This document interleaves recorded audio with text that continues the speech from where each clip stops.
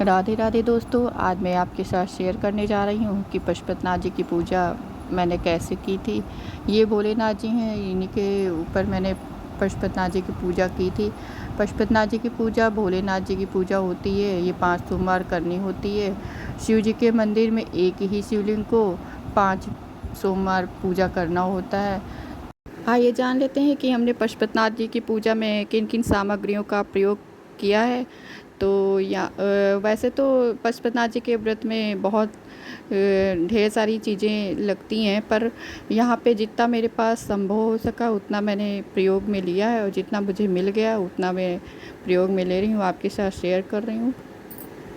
फिर मैंने लोटे में जल ले लिया है, और वो बेलपत्र है, पंचामृत है, फूल है, और काली तिल है, काली मिर्च है, अक्षत, गुलाल, अबीर, चंदन, और एक दीपक सुबह के जलाने के लिए धूप बत्ती, और जो भी शंकर जी की पूजा में लगता हो आप वो सब रख लीजिए। और यहाँ पे जितना सामान मेरी प्लेट में आ पाया उतना मैंने रख लिया, बाकी का मैं एक झोले में करके रख लूँगी, क्योंकि मेरा मंदिर है दूर और मैं पूरा सामान प्लेट में नहीं ले जा पाऊँगी, इसलिए मैं एक झोले में करके और सामान रख लूँगी।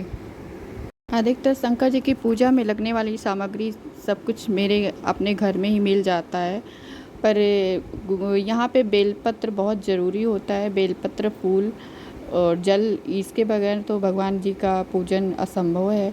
तो इतना सामान तो आपके पास ज़रूर से ज़रूर होना चाहिए। बाकी और भी बहुत सी चीज़ें हैं जो मेरे पास उपलब्ध नहीं थी, तो जितनी मेरे पास चीज़ें थी उतना मैंने वही मंदिर ले गई थी, और उसी से अभिषेक मैंने पूजन किया भगवान जी का।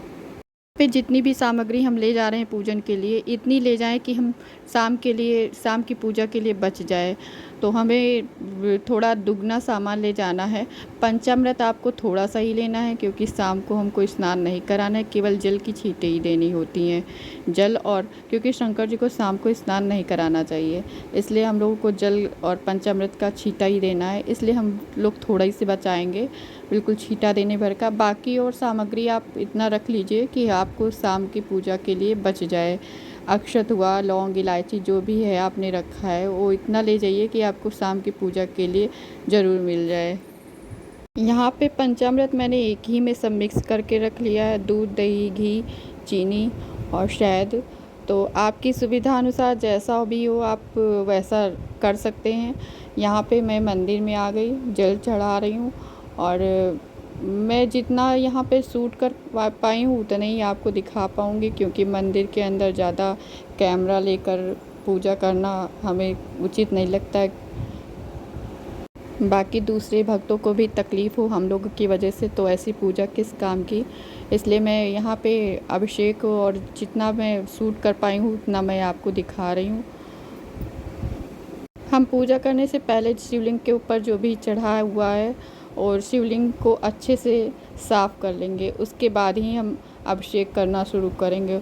और ये भी कोशिश करिए कि जितना भी आप चढ़ाएं उसको साफ़ करें, क्योंकि पंचामृत चढ़ाते हैं तो कुछ ना कुछ लगा रहता है। इतना जल आप चढ़ाइए कि वो सब साफ़ कर लीजिए। अब ये जो पूजा करने के बाद का श्रृंगार है मैं आपको दर्शन करा रही हूँ। उसके बाद जो भी आपके प्लेट में बची हुई सामग्री है उसको आप अच्छे से ढक कर रख दीजिए, क्योंकि उसको शाम की पूजा में आप प्रयोग करेंगे।